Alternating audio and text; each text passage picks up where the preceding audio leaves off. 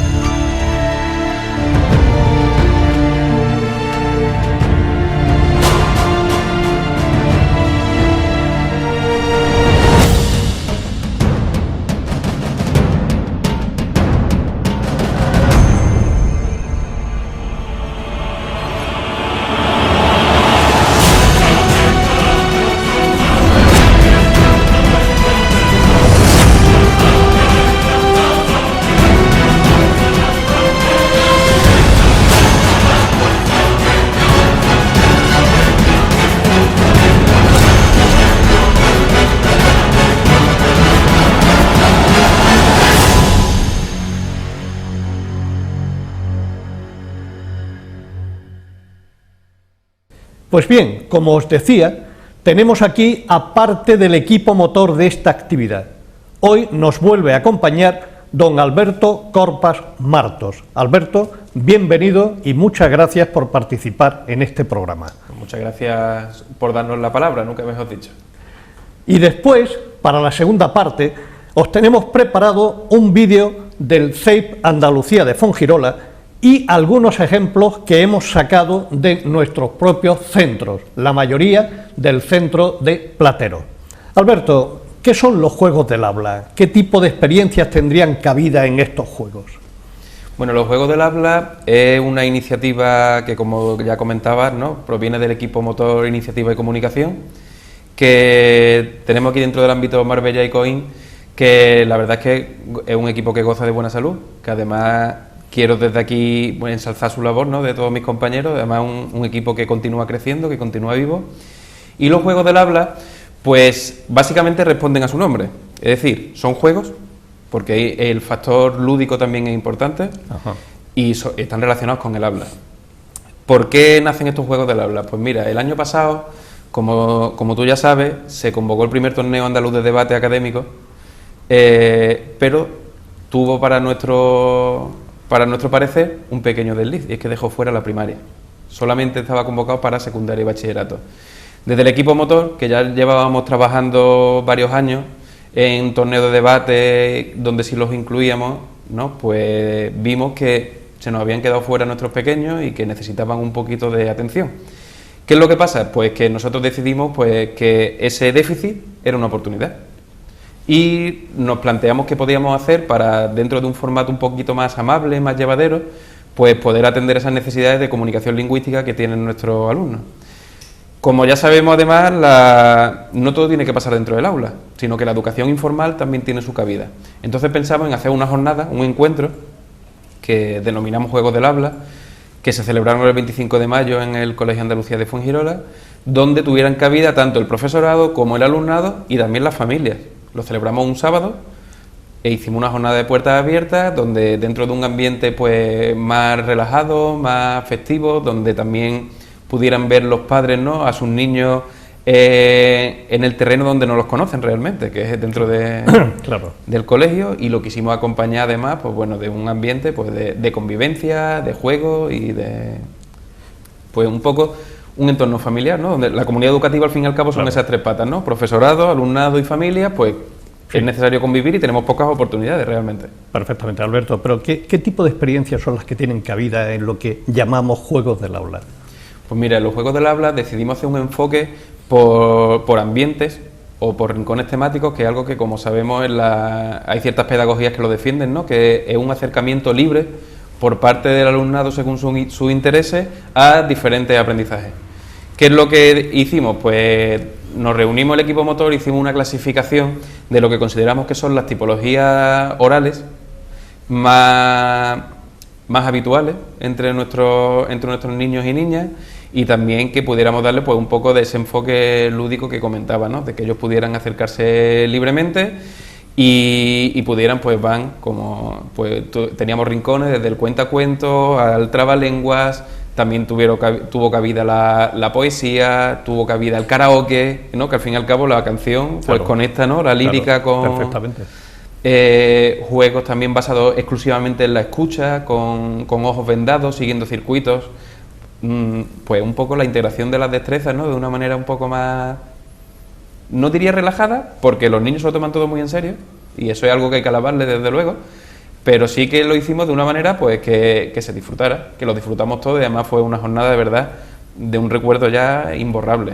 Ajá. Alberto, ¿por qué ahora cobran una especial importancia? Porque es que lo habíamos dejado de hacer, no formaba parte de la tradición dentro de la lengua, de que esta oralidad estuviese presente, ¿o? Pues mira, si hacemos un poco memoria de nuestra propia experiencia como alumnado, veremos que el sistema educativo español está fundamentalmente basado en la lectoescritura.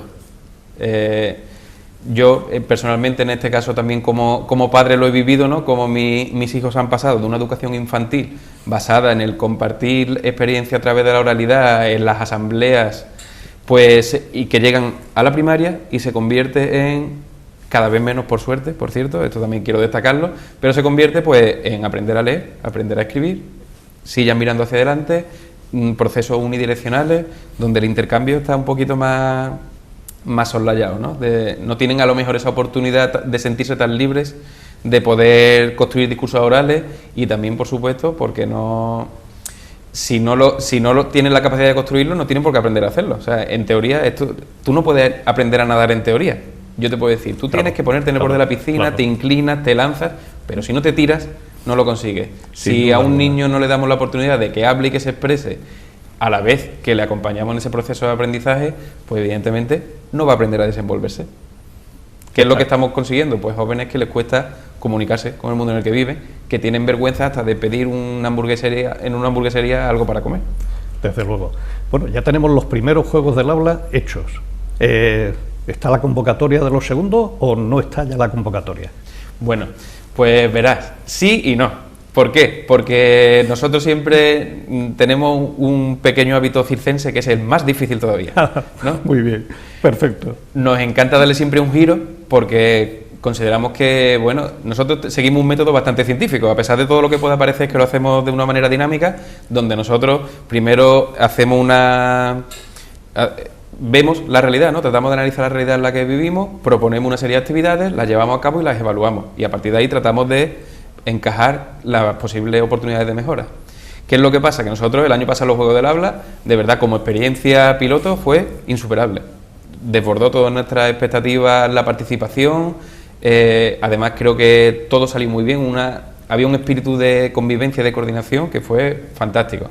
¿Qué es lo que pasa? Que nosotros no queremos que esto se convierta como si fuera un dibujo en el agua, donde tú dibujas, ¿no? Y pasas la mano y cuando tú quitas la mano el agua vuelve a su sitio y se quedó todo igual. Sino nosotros queremos que esto de verdad tenga un impacto en el aprendizaje en nuestro alumnado, porque creo que es innegable que vivimos en un mundo eminentemente oral y cada vez más, porque el audiovisual ha tenido un impacto, ¿no? hacia lo oral. Entonces, ¿qué vuelta de tuerca le queremos dar a esto? Queremos que esto se integre de verdad curricularmente en los colegios. ¿Cuál es nuestra propuesta entonces? Nuestra propuesta es darle las herramientas y las metodologías a los maestros para que puedan desarrollarlo cada uno en su propio colegio, ¿vale? Eso no implica que cuando llegue el momento convoquemos una segunda jornada de convivencia, pero donde ya haya habido un trabajo previo, para que no sea todo descubrimiento, sino que también haya un ciclo de repetición para que haya aprendizaje.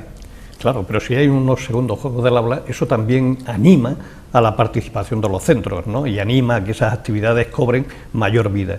¿De qué manera se puede participar, Alberto? Porque si llegamos a convocar los segundos juegos del aula, ¿qué tenemos que hacer para que nuestros centros se animen y participen en esos segundos juegos del aula? Pues es tan sencillo como querer venir. Nosotros ya articularemos una inscripción, que normalmente es a través de un formulario muy sencillo, donde básicamente simplemente pedimos el compromiso de que venga algún docente acompañando a esos niños, Y así de sencillo. Simplemente es querer venir, querer participar y sumar. Y participar en lo que te apetezca. Si en algún momento prefieres estar simplemente observando las actividades, pues estar en ello. Y no va a haber ningún impedimento ni va a haber ningún requisito previo, sino todo lo contrario. Queremos abrirlo a la comunidad educativa. Por supuesto, pues ahí queda dicho esto. Alberto, ¿no tendríamos que hacer también los primeros juegos de la escucha? Porque tenemos la impresión de que no solemos poner atención en lo que nos cuentan, de que no aprendemos a valorar suficientemente lo que el otro nos dice. ¿Qué es saber escuchar? ¿Qué debemos hacer para mantener una buena actitud de escucha? Porque ¿puede haber comunicación si no hay escucha? Bueno, tú mismo te respondes. No, si no hay escucha, no hay comunicación. La comunicación tiene que ser bidireccional y eso es irrenunciable. Nosotros planteando unos juegos de la escucha, los juegos del habla, a lo mejor la palabra puede llevar un poco de equívoco, pero evidentemente no radica solamente en emitir, también radica su importancia en saber recibir. Exactamente. Inevitablemente, en estos juegos siempre hay una dinámica donde en algún momento todos alcanzan un papel protagonista, que son los que están proponiendo, ¿no? Pero el público, nosotros fomentamos también esa escucha respetuosa, ese agradecimiento por participar, esa retroalimentación, es algo en lo que nosotros hacemos bastante hincapié, en que se retroalimente al que habla, es decir, que se le diga que ha hecho bien, que se le den oportunidades de mejora, pero para que sea consciente, por supuesto, de que ha sido escuchado. La escucha activa es que es irrenunciable, es verdad, y no te quito nada de razón en que en el mundo actual la escucha... Pues vivimos en un mundo, como ya hablábamos también el otro día, de discursos paralelos, y donde nos cuesta recibir, y donde qué menos que tomarte el tiempo de escuchar a una persona, pero escuchar. O sea, es decir, intentar entender qué está diciendo, intentar entender por qué lo está diciendo, te afecte o no, pero tú tienes que aceptar que la persona que está diciendo cualquier cosa tiene alguna motivación, y por supuesto tienes que darle su espacio para que se exprese. Por supuesto. Hace poco escuchaba decir a José Antonio Marina que las nuevas tecnologías están produciendo una rapidez que va en contra del sentido crítico. Dice que ahora solo hay intercambio de eslogan, de consignas o de insultos y que se pierde la capacidad de argumentación. ¿Crees que vamos en esta dirección? ¿Crees que eso es así? Vivimos en un mundo comunicativamente complejo.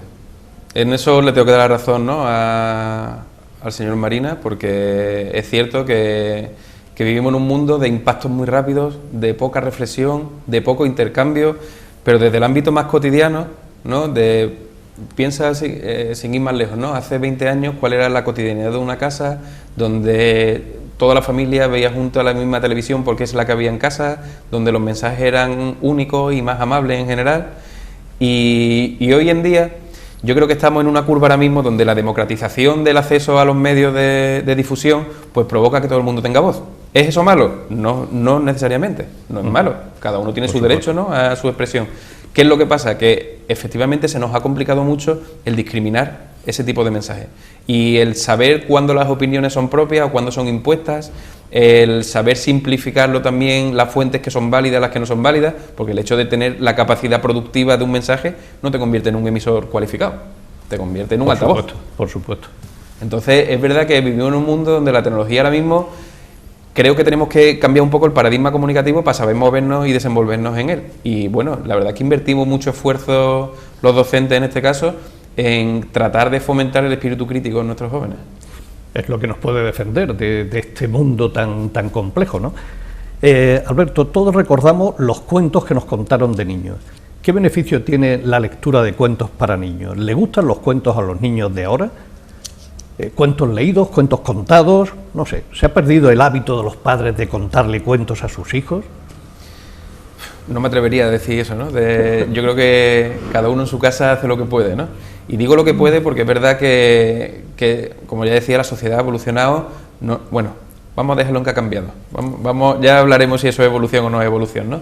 Pero es verdad que las familias tienen ahora quizá menos espacio de compartido, donde el ritmo frenético, las jornadas laborales extenuantes, donde también los cambios en los modelos de familia y demás, pues ha podido cambiar un poco pues la forma que teníamos de entender este momento, ¿no? De papá o mamá cuenta los cuentos a los niños antes de dormir, que personalmente todo el que tenga hijos es una experiencia muy recomendable. ¿vale? Yo personalmente se la recomiendo porque es un momento de conexión muy interesante. Los cuentos a los niños les siguen encantando, la verdad, porque es un momento para soñar, es un momento para imaginar, les llena, trabaja mucho su vocabulario, su imaginario, trabaja la capacidad de escuchar, porque en ese momento, ¿no?, de escuchar, y ahora leídos o contados, pues las dos cosas. Las dos cosas. Las dos cosas, ese momento de compartir, de vivirlo, ¿no?, de emocionarte, de poner voces, de hacer un poco el payaso, de reírnos todos juntos. Eso es fantástico, es lo que lo mete a uno directamente en el cuento, ¿no? Además, me atrevería a decir que esos son recuerdos que los niños no van a olvidar nunca. Son momentos de conexión emocional profunda con quien se los cuenta, pero también considero que el cuento tiene que ser leído, las dos cosas, porque los niños también tienen que tener ese momento de silencio, de concentración, de evocación, ¿no?, de fomentar un poco la imaginación y ver esos mundos contados, porque yo muchas veces con mis alumnos hemos hablado, ¿no?, yo considero que no existe la persona que no le guste leer. Yo considero que hay muchas personas que no les gusta lo que leen, y esto va en contra un poco de las lecturas impuestas, pero en el momento que tú le das ese pequeño camino a la imaginación y a tus propios intereses, yo creo que ahí enganchas a cualquiera. ¿Los cuentos clásicos, Alberto, o ya se ha perdido el valor de los cuentos clásicos? Los cuentos clásicos son clásicos porque siguen vigentes. Porque siguen gustando a todo el mundo, ¿verdad? Por supuesto, y eso no quita que tengamos que darle espacio también, pues, a cuentos con nuevos referentes, ¿no?, con nuevas formas de expresión, donde las tecnologías ahora nosotros no vivimos en un bosque caminando con una cesta, ¿no?, pero a lo mejor si para los niños es el mundo cotidiano, pues pueden incluir las nuevas tecnologías, pueden incluir, pues eso, nuevos referentes de nuevos trabajos que antes no existían, nuevos deseos, ¿no?, que tienen también esos niños, nuevos intereses, y eso porque no, creo que pueden convivir y que es sano que convivan. Desde luego. ¿Y la poesía, Alberto? ¿Qué beneficios puede aportar la poesía a los niños? Pues mira, la poesía, lo crean los niños, ¿no?, está muy presente en su vida, porque la poesía, la lírica está presente en la música, la lírica está presente en los juegos de palabras, está presente, pues, en los refranes incluso, ¿no?, de muchas veces que reciben, y la poesía además, ya entendida como el poema, ¿no?, digamos puramente duro, no quiero, quizá no sea la palabra, ¿no?, sino, digamos, sí, el concepto más clásico, ¿no?, del poema. Sí, te entiendo. Pues una oportunidad tanto para contactar con tus propios sentimientos como para poder expresarte, ¿vale? Es un texto que por sus características, pues, es un texto breve, es un texto, digamos, que no tiene recorrido, no es como una película, sino más bien una foto fija, ¿no?, de un momento, de cómo te sientes, de cómo estás. Es verdad que quizá hoy en día los jóvenes, en general, es un género que a partir de cierta edad se les aleja, porque se les complica el vocabulario, porque se está lejos de sus referentes. Quizá trabajamos la poesía en algunos momentos, primero desde el punto de vista de la disección poética, que yo creo que cada vez tiene menos sentido, ¿no? Está bien que tú sepas contar a lo mejor las sílabas que tiene un verso, sí, porque simplemente es generador de ritmo, que al fin y al cabo es el principal motor de la lírica, ¿no? Pero hacer como si fuera una autopsia de un poema, a ver qué ha querido decir. Yo muchas veces lo comento con mi alumno, digo, yo estoy seguro que nosotros le decimos a Becker que hemos visto que está hablando de esto, y el propio Becker nos diría, anda ya, era mucho más sencillo lo que yo quería decir. Seguro. Entonces, yo creo que tenemos que también dejar que sean permeables a textos más recientes. No todo, la poesía clásica, por supuesto, hay que conocerla, hay que respetarla y ponerla en valor, pero hay que, como ya digo, conectarla también con el mundo actual, y sobre todo darle a los chicos y a las chicas la posibilidad de crearla, las herramientas para fabricarla, no solamente para recibirla, sino volvemos a lo mismo de antes, unidireccionalidad, y eso no es lo que queremos. Perfectamente. De todas formas, yo la experiencia que he tenido directa es que a los chavales les encantan los poemas, incluso poemas de los poemas clásicos. Yo no estoy hablando ya de poesía hecha expresamente para niños, sino que cuando le vas repitiendo, se lo vas poniendo, y sobre todo, si reciben el modelo bien declamado por alguien, pues eso al final terminas por aprendértelo sin hacer ningún tipo de esfuerzo. Y mi sorpresa fue encontrarme que fue así, que les encantaba recitar esos poemas, y se lo saben. Sí, hay alumnos que me encuentro ya mayores que todavía se acuerdan del momento en que en cuarto, en quinto, no recuerdo bien en qué curso fue, aprendieron esos poemas. Sí, porque es que además, mira, el poema tiene una magia que te atrapa emocionalmente. Si tú consigues crear un clima en el aula de confianza, porque es verdad que muchas veces caemos en la lectura mecánica del poema de naneno, naneno, naneno, naneno, naneno, naneno, ¿no? Y caemos como en una sintonía repetitiva, monótona, que nos saca. Sin embargo, cuando la recitación se trabaja de verdad y consigues que los sentimientos traspasen, que se digan de verdad lo que está puesto en el poema desde el corazón, siempre hay un momento, todos recordamos, ¿no?, de en una clase y de repente haya un silencio y decir, ¡buah!, ¿no? Increíble. De quedarte impactado. Increíble. Totalmente, increíble, de verdad, de verdad. En otro orden de cosas, ¿qué hace falta para aprender a contar historias? ¿Es fácil aprender a escribir una buena historia? ¿Qué pasos habría que seguir? ¿Qué beneficios aporta las historias, la narración a los niños? Bueno, voy a seguir tu camino inverso a la pregunta. Venga. Mira, los beneficios de la historia están demostradísimos. Desde el niño más pequeño, que empieza a fabricar su imaginación, hasta el más alto nivel que tú quieras llegar de la sociedad. De hecho, bueno, las corrientes del storytelling, creo que en el mundo de la empresa es algo que está más que demostrado, que está fuera de duda, que genera una narrativa que te permite integrar una serie de valores que al fin y al cabo es lo que persigue la narración, ¿no? Dentro de un mensaje que llega de una manera más amable y más ejemplificada, pues tratar de trasladar valores. ¿Contar una buena historia es fácil? No. Creo que está claro que no. De hecho, es otra cosa que también nos impacta cuando la recibimos, ¿no? Cuando alguien nos cuenta una buena historia y nos la cuenta bien, es que crea una atmósfera, crea un clima donde tiene a todo el mundo pendiente, donde estás, ¿no?, que te agarras a la silla cuando te... Eso es impresionante. Llegar a ese momento es impresionante, de verdad. Entonces, ¿qué hace falta para crear una buena historia? Pues crear muchas y también reflexionar sobre cómo están creadas las historias. Nosotros, como ya sabes, también en el equipo motor fomentamos la creatividad literaria, formamos a profesores en técnicas de creación literaria a través de nuestra compañera Patricia García Rojo, que es una escritora más que contrastada de literatura infantil y juvenil, y además es docente, ¿no?, en Mijas.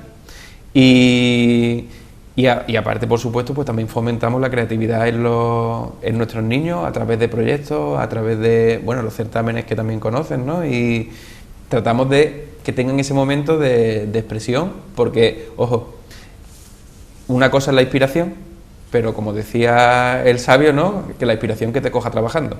No es lo mismo la inspiración que te coja, no te va a caer un rayo de inspiración en la calle, sino que si tú tienes tus herramientas y sabes más o menos cómo manejarlas, cuando estás construyendo, es probable que llegues a algún sitio. Alberto, ¿los trabalenguas qué son y para qué sirven? Bueno, pues los trabalenguas, yo creo que estaremos de acuerdo que es algo súper divertido, ¿no? Súper divertido, sí. ¿Pero qué efecto provocan los trabalenguas en los niños? Pues mira, nosotros fundamentalmente los trabajamos con dos objetivos muy sencillos. El primero es un ejercicio memorístico, porque nosotros de los juegos del habla nos gusta que se lo aprendan. Entonces puedes generar, por ejemplo, una dinámica muy divertida, muy sencilla, donde tú le enseñas el trabalengua a una persona durante un momento, lo trata de memorizarlo y después se da la vuelta y trata de repetirse los demás. Claro, pues imagínate los que lo están leyendo, las risas de dónde pueden llegar y lo bien que se pueden pasar. Además, puedes utilizar el castellano, el inglés, el francés, como ya curricularmente están integrados, incluso, bueno... Y además creo que tiene un efecto obvio sobre la vocalización, ¿no? Desde el punto de vista de la logopedia, ¿no? Claro, y de claro. Pues es una forma de trabajar la dicción, la vocalización, la correcta, ¿no?, articulación de los sonidos en los niños. Y pues entonces, claro, trabajar esto de una manera abstracta en un niño, pues imagínate, ¿no? Pero trabajarlo de una manera que encima el niño esté disfrutando sin darse cuenta de que está teniendo estrategias, ¿no?, para esa articulación de los sonidos, pues perfecto. Perfecto, ¿no?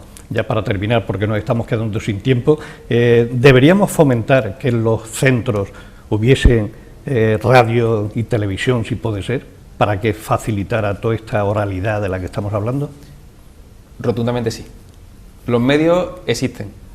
Además, nuestros alumnados son grandísimos consumidores, fundamentalmente de televisión. Y además bajo un nuevo modelo de televisión que está muy al alcance de los centros educativos, que es la televisión bajo demanda. Creo que hoy en día los dispositivos de los que disponemos nos dan la posibilidad de grabar, de montar, incluso de emitir en directo, de una manera pues que está al alcance prácticamente de cualquiera. Siempre, por supuesto, y quiero recordar, teniendo cuidado con los derechos de imagen de esos menores, ¿vale?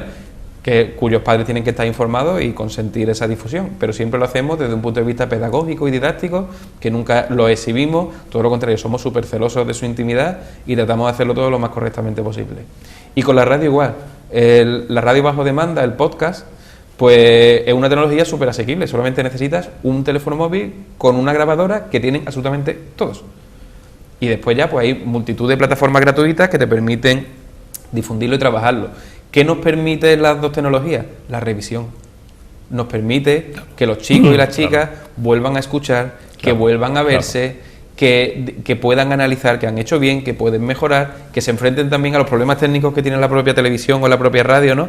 Que a veces te saca de tu guión y te saca de tu sitio y tienes que tener capacidad de reacción, de reconducir tu discurso, tienes que escuchar a los demás. Sin una entrevista nosotros no podríamos interactuar si no, porque entonces si tú me haces unas preguntas, yo respondo lo que quiero, pero no interactuamos y no dejamos que la entrevista viva, pues entonces llega un momento en que esto no tiene sentido, esto volvemos a los discursos paralelos. Claro. ¿Qué es lo que pasa? Que ¿en qué otra situación podemos tener esa capacidad de que los niños escuchen, reconstruyan el discurso y encima lo puedan revisar? Pues que los medios los tenemos a nuestro alcance y vamos. Por supuesto, Alberto, ha sido de verdad muy agradable conversar contigo hoy. Igualmente. Muchísimas gracias por participar en este programa.